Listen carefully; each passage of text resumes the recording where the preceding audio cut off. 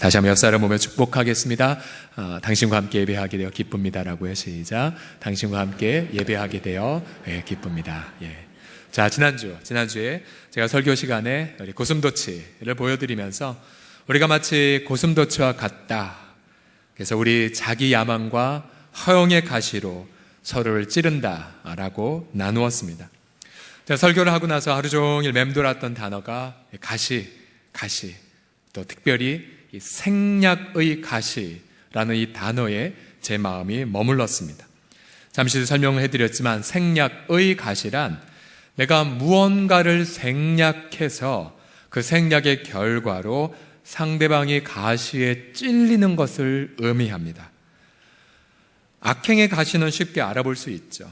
그러나 생략의 가시는 쉽게 분별되지 않습니다. 오히려 난 잘하고 있는데 왜 상대방이 상처를 받았을까라고 의구심을 가지게 되죠. 그 대표적 인물이 다윗입니다. 다윗. 오늘 본문에서 다윗은 어떤 악행도 저지르지는 않았습니다.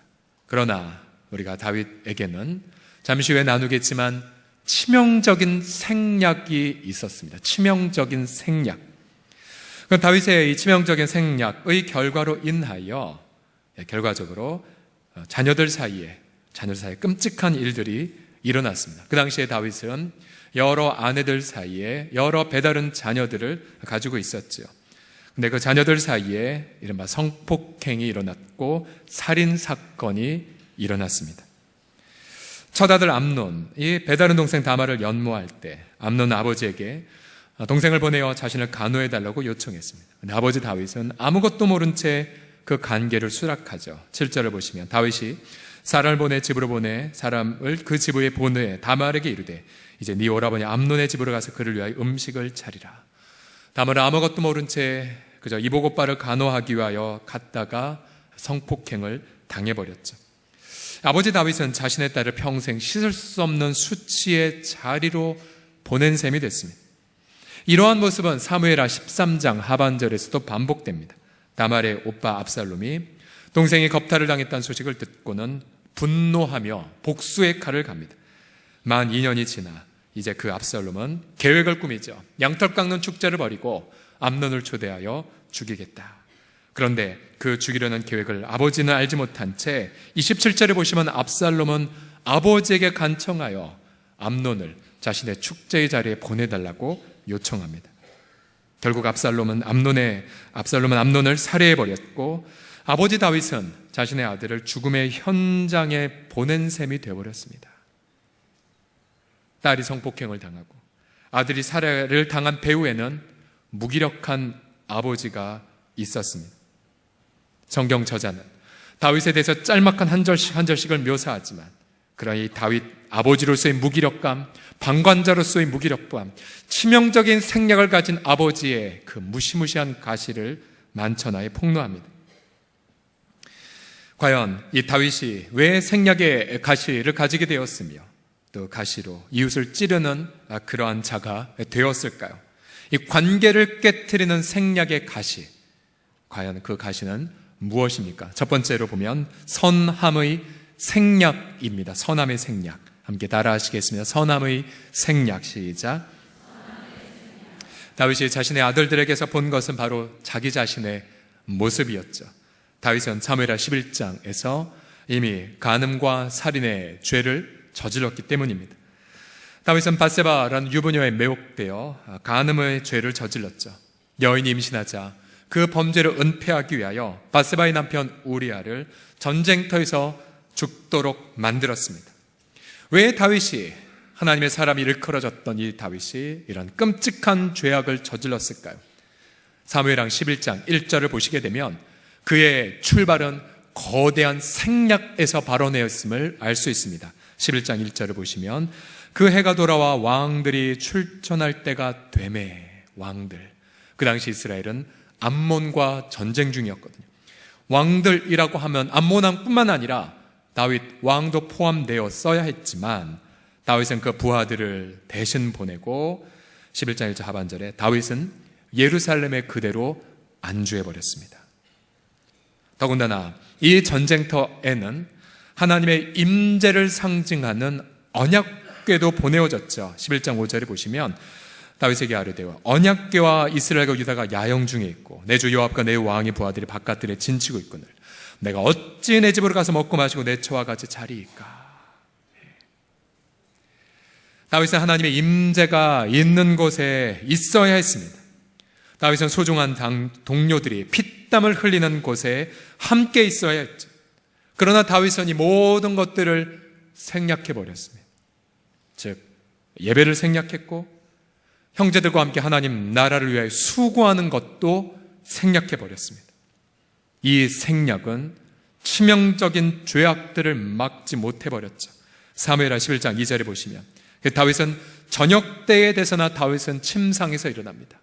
자신의 동료들은 새벽부터 피땀 흘려 하나님 나라를 위해 싸우고 있는데 다윗은 저녁 때에 일어나죠. 그리고 왕궁 옥상에서 거언입니다. 아무 생각 없이 자신의 동료들은 하나님 앞에 예배하고 기도하면서 어떻게 하면 이 전쟁에서 승리할 수 있을까라고 노력했지만 다윗은 멍한 상태로 있었죠. 그러다 결국 성적 범죄의 덫에 걸려버렸습니다. 만일 다윗이 왕의 기득권을 내려놓고 동료들과 함께 전쟁터에 갔었다면 죄를 짓지 않았겠죠. 만일 다윗이 예배의 장소 하나님의 임재가 있는 곳에 갔었다면 사람들을 파괴하는 끔찍한 가시가 되지 않았을 것입니다. 야고보서 4장 17절은 그래서 우리에게 이렇게 준엄하게 경고하죠. 같이 읽겠습니다. 시작.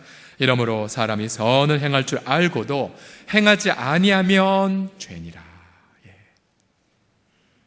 성령 하나님은 생략된 선을 자꾸만 일깨워 주십니다. 우리에게 강렬하게 도전을 해 주십니다. 그때 우리는 순종하고 그 자리로 나아가야 합니다. 주님이 말씀하십니다.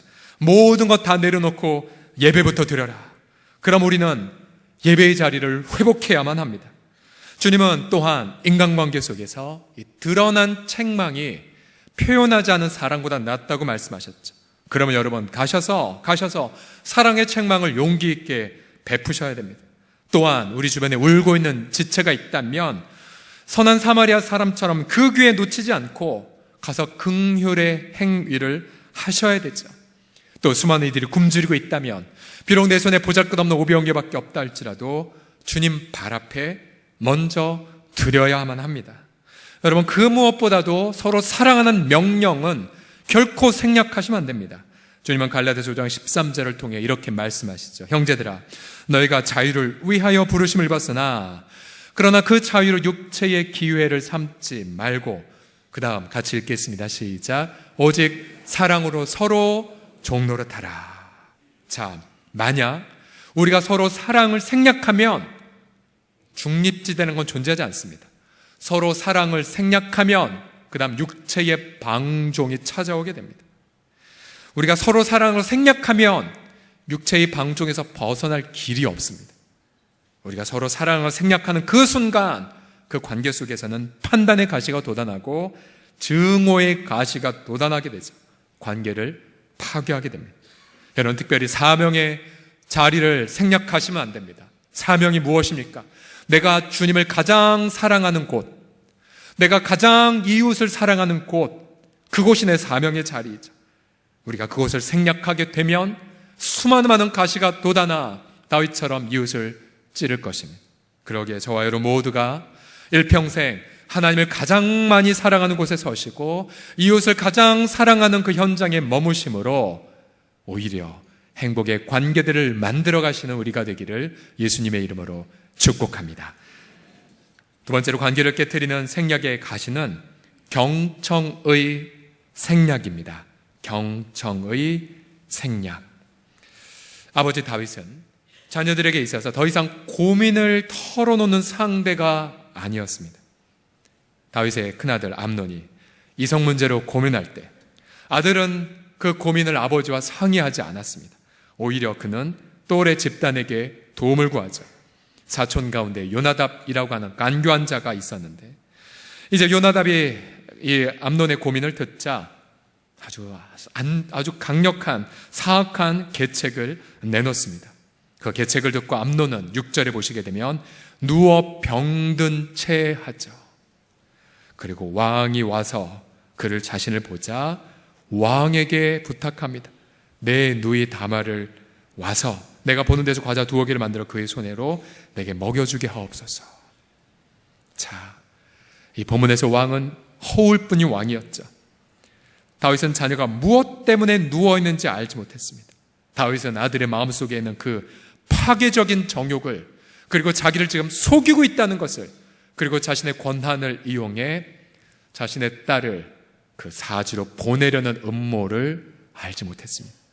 7절에 보십시오. 다윗이 사람을 그의 집으로 보내 다말에게 이제 네 오라버니 암논의 집으로 가라. 오라비가 더 이상 아니죠. 자신의 딸을 겁탈하려는 범죄자였지만 아버지는 속았고 그 딸도 속았습니다. 결국 아버지는 딸을 사자굴에 보내버렸죠. 아버지는 자녀들의 그 마음을 경청하는 데에 실패해버린 아버지였습니다. 다윗은 압살롬의 고통도 경청하지 못했죠. 압살롬이 암논을 증오할 때에 아버지 다윗에게 그 고민을 역시 털어놓지 않았습니다. 압살롬은 다윗에게 왜 범죄한 형을 왜 내버려두냐라고도 말하지 않았습니다. 압살롬도 똑같이 아버지를 그래서 이용해버렸죠. 형을 양털 깎는 현장에 보내달라고 강청합니다. 27절을 다시 보시면 압살롬이 간청하며 왕이 암논과 왕의 모든 아들을 그와 함께 그에게 보내니라. 이 13장을 원문으로 보게 되면 반복해서 성경 저자는 아버지가 딸을 보냈고 아버지가 아들을 사지에 보내버렸습니다. 다윗은 일에 있어서 유능했을지 모르지만 아버지로서는 무능했습니다. 경청의 생략은 이처럼 관계의 파국으로 이어집니다. 지난주 조처의 이 본문 말씀을 선택하고 묵상하면서 마음이 너무나 무지 괴롭고 힘들었습니다. 왜냐하면 이 다윗의 모습 속에서 저의 모습이 너무나 많이 보였기 때문입니다. 무언가를 결정할 때 그 결정의 결과로 오히려 더 많은 이들에게 상처가 되었던 많은 사례들이 떠올랐습니다. 예를 들어 군생활 기간 가운데 제가 이제 예비군 훈련의 현장에 있었는데 제가 교본대로 하지 않고 잘못된 결정을 하는 바람에 수십 명의 예비군들이 한밤중에 저 때문에 시간을 낭비했던 케이스들도 있었어요. 많은 실수들이 막 떠올랐어요. 가정에서도, 운전할 때에도, 뭔가 뭘 선택을 잘못했을 때에도 너무 마음이 괴로웠어요. 주님 앞에 한 사흘은 이렇게 매달려 주님, 이 본문 저 안전하고 싶습니다. 너무 마음이 아픕니다. 제 모습이네요. 야고보 1장 19절은 우리에게 이렇게 충고합니다. 내 사랑하는 형제들아, 너희가 알지니 사람마다 듣기는 속히 하고 말하기는 더디하며 성내기도 더디하라고요. 우리가 경청을 생략하면 미련하게 돼버리죠. 잠언 18장 13절 같이 읽겠습니다. 시작. 사연을 듣기 전에 대답하는 자는 미련하여 욕을 당하느니라. 그러게 우리는 예배 시간 이런 기도를 주 앞에 간절히 드립니다. 하나님, 우리 사람들의 마음을 잘 헤아리게 하여 주시옵소서. 우리 부부라면 우리 배우자의 그 고통을 잘 듣게 하여 주시옵소서. 또 우리 부모라면 자녀의 마음을, 또 자녀라면 부모의 마음을 잘 경청하게 하여 주시옵소서. 여러분, 이번에 9월 19일 날 멕시코시티의 대지진의 대참사로 정말 많은 분들이 희생을 당하지 않았습니까? 그런데 여러분 보세요. 사람들이 매몰된 자를 찾기 위해 혼신을 다해 뭘 했습니까? 장비는 부족하고 기계는 부족하니까 신음소리 뒷귀하여서 자네더미 앞에서 앞사람 앞에 손을 번쩍 들면 뒤에 사람은 번쩍 손을 들었습니다. 이게 무슨 뜻이냐면 다 침묵하라. 자네더미에 깔린 사람들의 희생 신음소리를 듣기 위해. 여러분, 우리가 이 땅에서는 경청하는 자를 찾을 수 없을 때에, 그러나 우리 예수님은 우리의 모든 신음소리들을 다 경청하셨어요. 우리 예수님을 향한 가장 아름다운 묘사 중에 하나가 이거 아닙니까? 그는 꺼져가는 심지를 끄지 않으시고 그는 상한 갈대를 꺾지 않으셨느니라. 그는 나의 신음소리를 들으셨고 그는 우리의 이웃의 고통을 하감하셨고, 아니 전 인류의 신음소리를 그의 심장으로 품으셨습니다. 그가 법정에서 말도 안 되는 송사를 받았을 때에도 그는 털 깎는 자의 양처럼 잠잠하셨죠. 그가 십자가에 말없이 못 박히셨고 십자가에 못 박히신 채 무수하게 많은 조롱과 비방을 받으셨어도 그는 침묵하셨습니다. 왜요? 그 순간 그에게 온통 들렸던 것은 비방의 소리나 조롱의 소리가 아니라 온 인류의 죄악에 신음하는 목소리, 바로 저와 여러분의 그 고통의 목소리를 경청하셨기 때문이죠. 그 경청의 대가로 그의 심장은 파열되고 모든 피와 물을 이 땅에 쏟아 부으셨습니다. 그러게 우리는 기도합니다. 아버지, 우리에게 예수 그리스도의 경청의 귀를 누리게 하여 주시옵소서. 또 이 땅에 계신 우리 모든 아버지들도 자녀들의 마음을 잘 헤아리는 귀를 더하여 주시고, 우리 가족 관계에서든 우리 교회에서든 모든 인간관계마다 아버지 주님의 경청을 경험하게 하여 주시옵소서. 이 은혜와 이 기도가 간절함을 여러분 가운데에도 외쳐지기를 예수님의 이름으로 간절히 부탁드립니다. 우리 옆 사람 보면서 연습하겠습니다. 제가 당신을 경청하겠습니다 라고 해. 시작. 제가 당신을 경청하겠습니다. 마지막으로 관계를 깨트리는 생략의 가시는 확신의 생략인데요, 어떠한 확신의 결여냐면 본인이 죄의 용서를 받았다는 확신의 생략입니다. 죄 용서받은 확신의 생략. 자, 왜 이런 내용이 나왔는지를 잘 들어보십시오. 우선 다윗은 한때 탁월한 판단력으로 불의한 자들을 처단하고 하나님의 공의를 집행하는 왕이었죠. 근데 오늘 본문에서는 이 무기력한 아버지로만 있을 뿐이에요. 무기력한 아버지. 자, 20절 이하를 보시면 그의 딸이 압살롬의 집에서 처량하게 지냈지만 아버지는 이 모든 일을 듣고도 심히 노했을 뿐이었습니다. 자, 자신의 딸이 수치 속에 고통 속에 있었지만 다윗은 아무런 위로의 행동을 한 것 같진 않아 보입니다. 더군다나 자신의 아들이 파렴치한 범죄를 저질렀지만 다윗은 그 아들을 불러 엄하게 꾸짖거나 징계하거나 처벌하지 않았습니다. 자, 이 구약은 히브리어로 되어 있는데 약 2000년 전에 히라버로, 헬라어로 번역한 성경이 70인경, 70명을 통해서 번역된 성경인데 70인경이 있는데요, 이 70인경을 보면 이 본문에 한 구절이 더해져 있어요. 제가 한글로 이렇게 번역했습니다. 다윗 왕이 모든 일을 듣고 심히 노하니라. 그러나 다윗이 장자인 고로, 장자인 암논을 사랑했기에 그 아들 암논의 마음을 상하게 하지 않았더라. 만약 이것이 사실이라면 다윗은 지금 대단히 잘못된 사랑을 하고 있었던 거죠. 아버지가 그 아들을 징계하지 않자 이제 다른 아들 압살롬이 자신을 직접 형을 처단하고자 했죠. 만약에 다윗이 자신의 아들을 근실히 징계했다면 역사는 어떻게 되었을까요? 아마 압살롬은 암논을 죽이지 않았을 것이고, 아마 압살롬 훗날 아버지를 배반한 쿠데타를 일으키지 않았을 것이고, 또 그 압살롬은 아버지가 남긴 후궁 10명을 강간하지도 않았을 것입니다. 잠언 13장 24절에 보면 매를 아끼는 자는 그의 자식을 미워함이라. 자식을 사랑한 자는 근실히 징계한다라고 말합니다. 여기서 말한 근실히 징계함이란 자녀들을 경청하되 주의 말씀으로 분명한 기준을 제시하고 그리고 그거에 상응하는 훈육을 하는 걸 뜻합니다.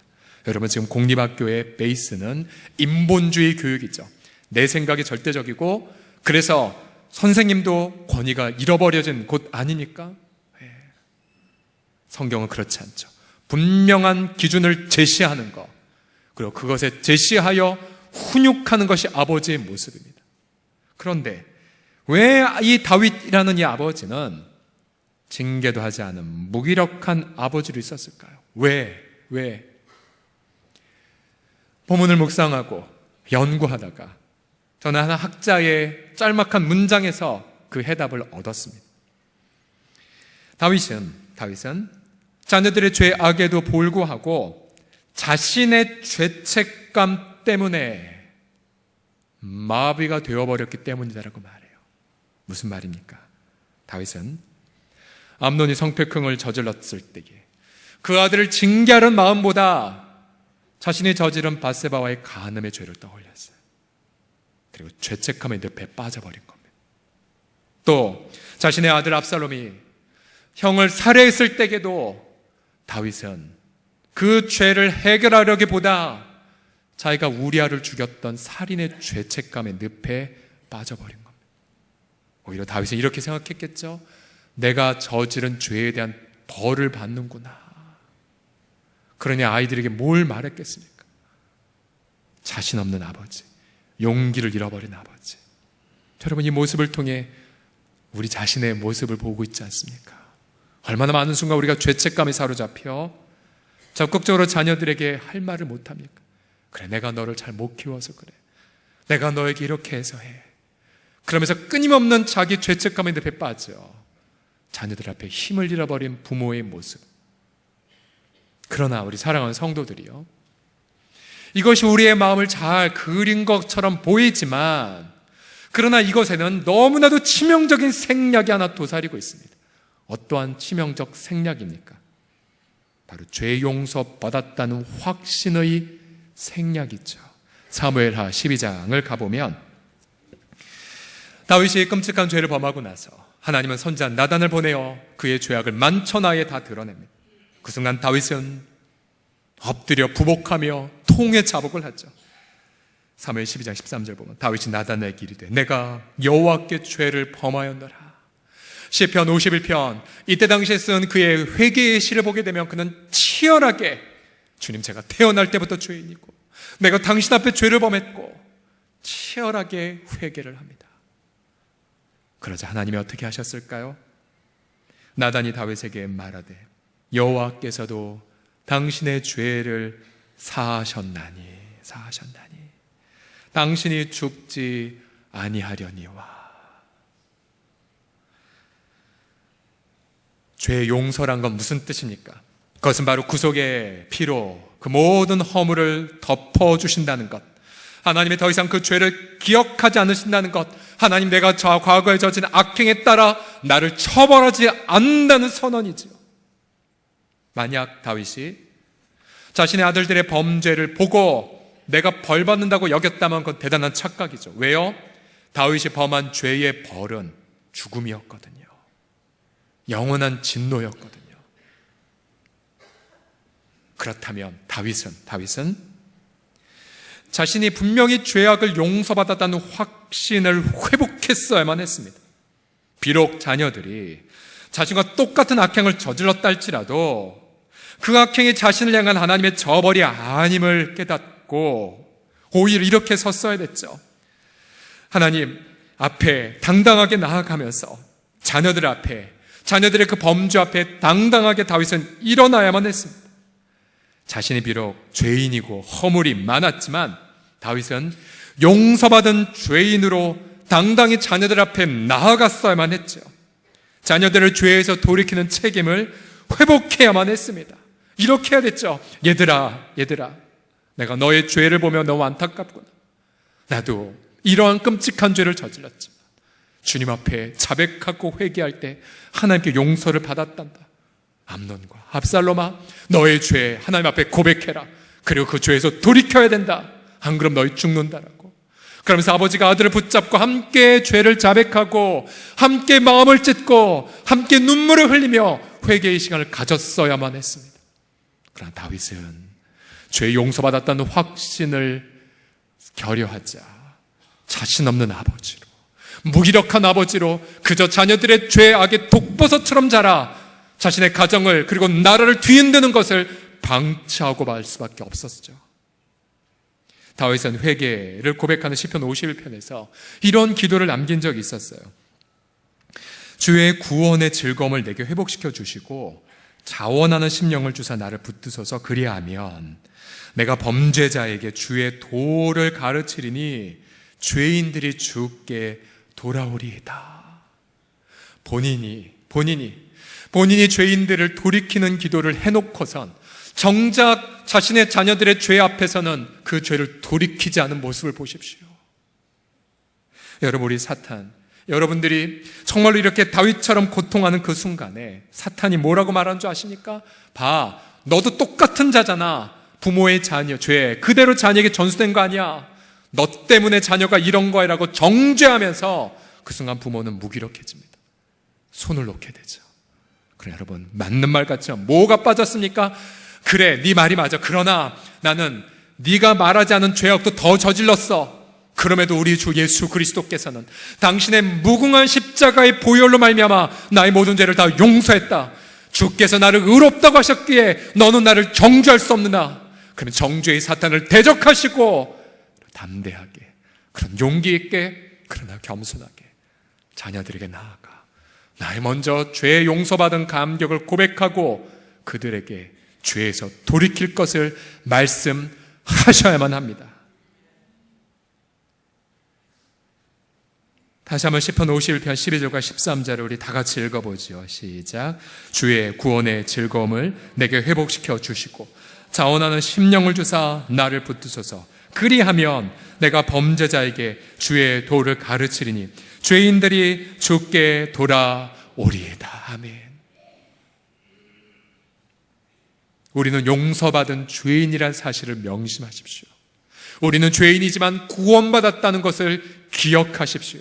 그래서 저와 여러분들을 통하여 겸손하게 우리의 자녀들이든 우리 이웃들이든 죄 아래 있는 자들을 그 죄에서 돌이키는 귀한 하나님의 사람들이 다 되시기를 예수님의 이름으로 간절히 축복합니다. 몇 년 전 한 가수가 가시나무라는 노래를 불러 공전의 히트를 친 적이 있었지요. 이렇게 시작되는 노래죠. 내 속엔 내가 너무도 많아서 당신의 쉴 곳이 없네, 없네. 예. 많은 젊은이들이 연인들에게 헌정하는 노래로 즐겨 부르곤 했었습니다. 그러나 본래 이 노래는 연인들에게 고백하는 노래가 아니라 주님을 향한 찬송의 고백이었던 건 아십니까? 이 노래를 만든 분은 시인과 촌장의 하덕교의 CCM 가수였죠. 그는 예수님이 쓰신 가시 면류관을 바라보며 이 노래의 영감을 얻었습니다. 이 노래의 가사에 보면 이런 구절들이 나옵니다. 내 속엔 내가 너무도 많아서 당신, 주님이죠. 주님의 쉴 곳이 없네. 바람만 불면 그 메마른 가지 서로 부대끼며 울어대고 쉴 곳을 찾아 지쳐 날아온 어린 새들도 가시에 찔려 날아가고 내 속엔 내가 너무도 많아서 주님의 쉴 곳이 없네, 없네. 이 땅에 얼마나 많은 자들이 이처럼 죄책감의 늪에 빠져 고통하고 있습니까? 얼마나 많은 이들이 과거에 내가 저지른 실수와 허물 때문에 자기를 찌르고 고개를 숙이고 있습니까? 주님 말씀하십니다. 여러분, 용기를 가지십시오. 이 땅에서 완벽한 사람은 아무도 없습니다. 이 땅에서 완벽한 아버지도 아무도 없고 이 땅에서 완벽한 어머니도 없습니다. 그저 우리는 구원받은 죄인일 뿐입니다. 우리 자녀들 앞에서 부모가 어떻게 자신의 죄에서 예수님의 피로 건짐 받았는지를 말씀해 주십시오. 예수님 때문에 우리 자녀들도 자신의 죄에서 구원받을 수 있음을 깨닫게 해주십시오. 예수님만이 죄인의 구주이시고 예수님만이 죄인의 친구입니다. 가시로 가득한 우리의 모든 인간관계 속에서 배우자 관계이든 부모 자녀 관계이든 혹은 성도들의 관계이든지 간에 그 가시로 가득한 우리가 죄인의 구주로신 예수님 한 분만을 높일 때에 깨어진 관계가 회복될 것입니다. 깨어진 관계가 소생될 것입니다. 파괴된 관계 속에서 온전히 예수님 한 분만을 높이어 이 모든 관계가 화목의 관계로, 찬양을 함께 부르는 관계로, 함께 한마음이 되는 관계로 변화되는 은혜와 축복을 누리는 우리 모두가 되시기를 예수님의 이름으로 간절히 축복합니다. 기도합시다.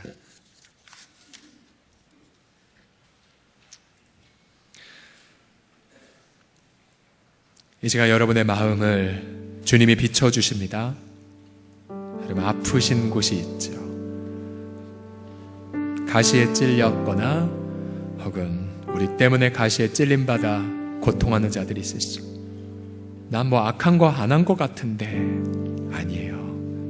치명적인 생략을 범했기에 선함의 혹은 경청의 생략, 결국 나의 생략의 가시 때문에 그 지체는 고통하고 있을지 모릅니다. 혹은 여러분도 가시에 맞아 피를 흘리고 계십니까? 이 시간 그 모든 걸 주님 앞에 가져가 가시 면류관을 쓰신 예수님 앞에 아뢰일 때에 죄인의 구주 되신 주님의 은혜가 우리 마음을 치유하시고 덮어가실 것입니다. 우리 함께 이 시간 동성으로 함께 우리 아픔을 아뢰겠습니다. 기도합시다. 아버지 하나님 주여, 아버지 마음 아픔과 아버지 하나님이여 신체의 그 피 흘림은 곧 아물지만 마음의 상처는 참 오래감을 보며 잊으려고 해도 생각나고 또 아버지 다른 것으로 생각을 고치려 해도 여전히 마음의 상처받고 마음의 피 흘림은 여전히 있음을 고백합니다. 또한 나로 인하여 그렇게 고통하는 심령들, 또 나로 인하여 아파하는 자들, 아버지 내가 악행을 저지르지 않았다고 아버지 스스로 자유하지 말게 하여 주시고 아버지 하나님이여 사랑 가운데에 종노릇하지 않았던 것, 내가 정말로 예배의 자리를 생략해버리고 아버지 내가 정말 그 지체의 아픔을 경청하지 않았던 나의 생략의 죄를 아버지 용서하여 주시옵소서. 우리 주 아버지 하나님이여 정말로 관계 가운데 고통하고 아파했던 모든 부분들 우리 하나님 한 분에게만 아뢰옵기에 우리 주님이시여 만져주시고 또 아버지 하나님이여 위로하여 주시고 아버지 터치하여 주시고 특별히 아버지 하나님이여 정말 여전히 죄책감의 늪에 빠졌어 아버지 하나님이여 사랑하는 가족이나 혹은 이웃들에게 선뜻 용기 내어 아버지 하나님이여 말하지 못한 자들이십니다. 아버지 그 모든 아버지는 부끄러움과 수치에서 벗어나게 하여 주시고 정말 아버지 하나님의 죄의 늪에서 죄책감의 늪에서 벗어나 아버지 하나님이여 기쁨과 담대함으로 하나님을 선포하고 정말 용서받은 자로서 구원받은 죄인으로서 함께 우리가 서로 죄를 자백하고 아버지 하나님의 관계의 아픔을 치유하는 것을 기도하는 우리 모두가 되게 하여 주시옵소서. 우리 주 아버지 하나님이 우리를 영원히 흔들리 하지 않은 토대 안에 세워주시사 아버지 우리 사랑하는 지체들 정말 아버지 성령 안에서 온전한 기쁨을 누려올 수 있도록 우리 주 예수여 위로하시고 회복하여 주시고 만져주시옵소서. 하나님 위로해 주세요. 하나님 터치하여 주세요. 마음에 흐르는 피를 주 앞에 아뢰었나이다.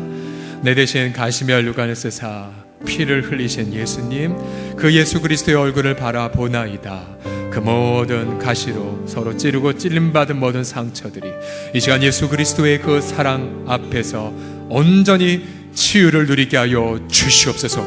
위로를 받을 지어다. 치유를 누릴 지어다. 죄 용서받은 확신을 회복할 지어다. 주 예수님, 우리가 온 마음 다하여 주님만을 높여드리오니 주님, 우리 공로가 아니라 예수 그리스도의 공로만을 높이며 죄인의 구주요 죄인의 친구 되신 주님만을 우리 부부관계에 또 우리 부모 자녀 관계에 또 우리 모든 성도들의 관계 안에 초대하오니 영광을 받아 주시옵소서. 한 가지만 더 기도할 때에 사명의 생략, 내가 가장 하나님을 예배하는 곳, 내가 가장 하나님을 사랑할 수 있는 장소, 내가 가장 이웃을 위해 몸바쳐 헌신할 수 있는 곳, 내 사명의 자리. 혹시 우리 여러분 가운데 사명의 자리를 생략해버린 채 물질에 매이거나 혹은 우상에 매여 시간을 낭비하는 분들 계십니까? 여러분 그것 때문에 얼마나 많은 분들에게 피해를 끼치셨습니까? 혹은 우리 공동체적으로도 우리가 악행을 저지르진 않지만 하나님의 교회를 세우신 사명을 망각해버린 모습은 혹시 없습니까? 같이 이 시간 사명을 생략하지 않겠나이다. 사명의 자리에 서겠나이다. 주님을 가장 사랑하고 이웃을 가장 사랑하는 곳에 내 인생을 드리겠나이다. 함께 마지막으로 동성으로 기도하겠습니다. 신실하신 아버지 하나님이시여, 주 예수님 우리의 공동체적으로도 아버지 우리가 무슨 범죄를 저지른 건 아니지만 그러나 아버지 우리도 혹시 아버지 하나님의 하나님을 향한 중대한 생략을 죄를 저지르고 있는 건 아니니까 아버지 하나님의 가장 사랑함을 잃어버렸고 또 아버지 이웃을 가장 사랑하는 혹시 잃어버리진 아니하였나이다. 우리를 용서하여 주시옵시고 날마다 아버지 성령으로 말미암아 아버지 주님을 향한 뜨거운 사랑을 품어야 아버지 하나님 주님을 가장 사랑하는 곳에 있으며 주님을 가장 아버지 영혼을 사랑하는 현장에 있으며 우리 모두가 되게 하여 주십시오. 아버지, 우리 개인, 또 우리 각 가정이나 또 우리 자녀들도 정말 일평생 정말 아버지 사명의 자리를 망각하지 말게 하여 주셔서 아버지, 언제든지 아버지 일상의 분주한 삶 속에서도 언제나 예배의 자리를 사수하고 언제나 영혼을 사랑하는 자리를 사수함으로 아버지 하나님 주님 앞에 풍성한 열매를 맺는 우리 공동체와 우리 모든 아버지 하나님 식구들이 되게 하여 주시옵소서.